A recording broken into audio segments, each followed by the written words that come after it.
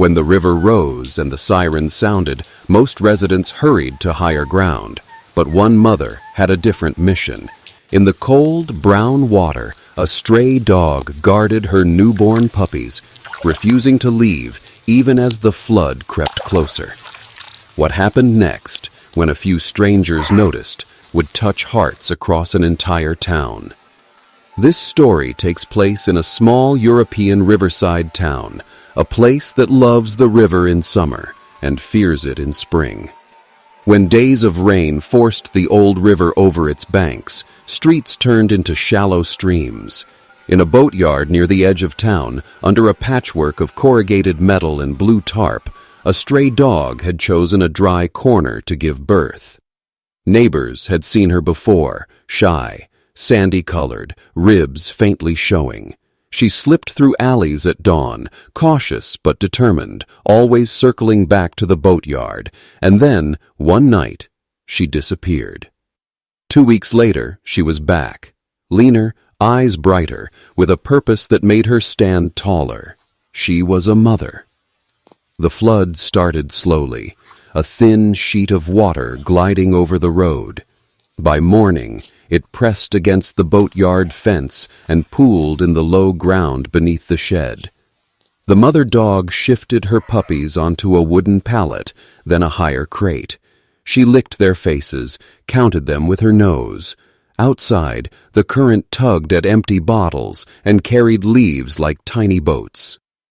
As the water rose by the hour, she made a choice. If the shed didn't hold, she would move her family, one pup at a time. She started with the smallest, cream-colored, eyes barely open. With careful jaws, she lifted the pup and stepped into the water. It reached her knees, then her belly. She paused, gauging the current. The way forward was a slanted plank, bridging the shed to the boat ramp, slippery, not made for paws. She placed each step like a whisper, ears flat, tail stiff with focus. The pup didn't cry. Perhaps it knew the warmth would return. She reached the ramp, climbed 3 steps to the dry lip, and tucked the pup beneath a coiled rope. 1 down, 4 to go. On a balcony across the lane, a retired teacher named Emile watched with binoculars. He had seen stray dogs before, seen how clever survival could make them. But this was devotion. He called his granddaughter Anya, who volunteered with a local rescue group. By the time Anya arrived, the mother had moved the second pup. The water had climbed again. The plank shifted and bobbed, just enough to make every step a gamble. Anya bit her lip, then texted 2 friends from the volunteer team. "Bring rope, bring a crate, hurry." The third pup squeaked when the mother picked it up, a small sound swallowed by the patter of rain. She waded in again, paws finding the plank by feel. The volunteers held their breath. When she reached the ramp, Anya kneeled and opened her hands, speaking softly, offering space but not touching. The mother slipped past her, placed the pup with the others, and turned immediately, eyes never leaving the shed. The 4th trip was harder. A branch nudged the plank and pushed it sideways. The mother paused. She adjusted, stepping onto the plank where it sank a finger deeper. The current tugged harder now, a brown ribbon muscling toward the main street. Anya looked at Emile. He squeezed the balcony rail. Step by step, the mother crossed. On the ramp, she stood a second longer, panting. The pups whimpered in chorus, and that sound seemed to refill her. She set the 4th pup down, licked each head once, and pivoted back. At the shed, the water was now above the crate's base. The mother searched with her nose, then with her front paws, splashing and pawing at the shadows. Anya's breath caught. "There were 5, she said. "I counted 5. The mother dipped her head and vanished beneath the low shelf, then emerged, shaking water from her ears. She circled, nudged a tarp edge, and whimpered, a thin, laser-sharp sound that cut through the rain. Emile pointed. "There, under the fence slat." a sliver of movement, a tiny paw. The last pup had slipped through the crate gap and drifted toward the fence, where the water pinned it lightly against the wood. Anya made a decision. She shrugged off her coat and tied a rope around her waist. Her friends looped the other end to a street sign, testing the knot twice. "I won't reach from the ramp," she said. "I need to go in beside her." She stepped into the water, cold enough to bite. The current pressed at her thighs, then took 2 steps as payment before letting her find balance. "Easy," she whispered, to herself as much as to the mother. The dog watched her, muscles taut, tail low, but not tucked. She understood the river's rules and the puppiness of those rules. When Anya tried to edge closer, the dog shifted in front, blocking the way, whining softly. "I know," Anya whispered. She extended her hand, palm down, still. The mother sniffed, once, twice. Then she moved aside, just a paw's width, just enough. The pup was wedged where a broken board met the fence, water pushing and holding. Anya knelt, water to her chest, and slid 2 fingers under the pup's belly.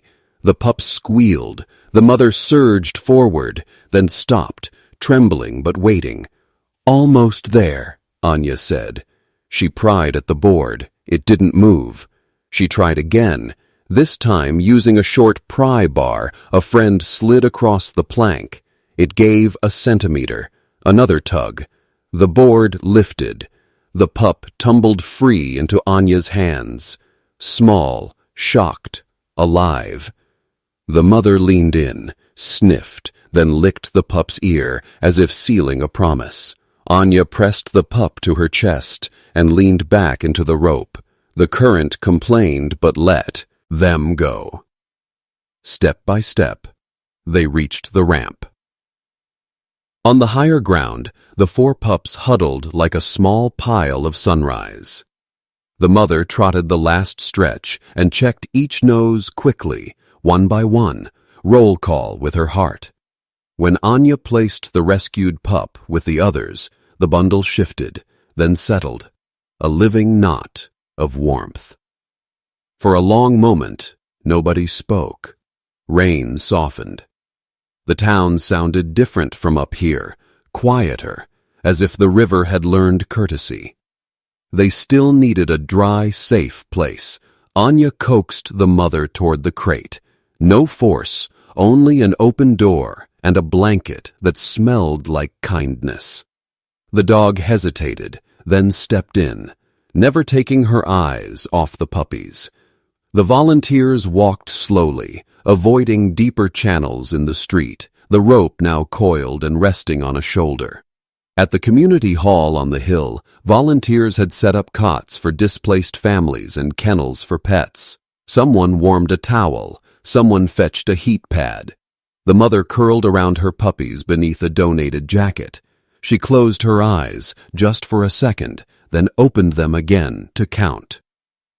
A local vet examined the family, underweight, dehydrated, but strong. The smallest pup, rescued from the fence, earned the name Hope. The others became River, Storm, Drift, and Beacon, names given by children who visited the hall with coloring books and gentle hands. The mother resisted food until the pup slept. Then she ate carefully, eyes lifting whenever a small ear twitched.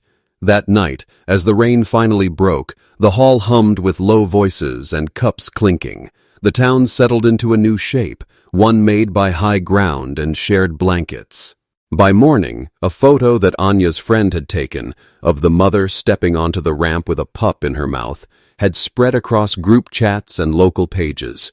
Donations arrived, food bags, blankets, tiny collars, a new crate. Someone offered to foster them in a dry home. Someone else brought a hand-painted sign, "Welcome, brave mama." Emil, who had watched the first crossing from his balcony, came down with a small notebook. He'd kept a tally, 5 times across the water, 5 returns, and he had written next to each mark a single word: love. As the river receded and streets reappeared, the volunteers arranged a quiet foster home where the family could rest. The mother dog, once nameless, was given one more. Mara, a wish for tomorrow, someone said. Over the next weeks, Mara learned a new rhythm. She let people clip a leash to her collar without flinching. She accepted a soft brush on her coat. She watched her puppies grow, eyes wide open now, voices finding tiny barks in the late afternoon. And when the time came, each puppy found a family. Hope left first, wearing a red collar. River and Storm went together to a home near a park with actual puddles, which felt like a fair joke. Drift went to a family who loved long walks. Beacon stayed a week longer until the right hands arrived. Mara, too, found a home, the kind with an old couch and a back door that leads to a sunlit patch of grass. On her first day there, she circled 3 times in the living room, then lay down with a sigh so deep it sounded like a river remembering patience. Floods pull at everything, at tree roots, at bricks, at plans. But there are forces that hold just as firmly: instinct, care, the simple mathematics of staying when it matters. A stray dog doesn't read forecasts or check river gauges. She counts in noses and heartbeats. In a week, the town would tally repairs and meet insurance adjusters. But I would also remember a mother who taught everyone a lesson without a single word. Bravery is often quiet, soaked and shaking, but moving anyway, one careful step at a time. If stories like Mara's moved you, consider supporting your local animal rescue or shelter. Donations, fostering, or even sharing their posts can save lives. Thank you for watching. Subscribe for more real stories of courage and kindness, and we'll see you in the next one.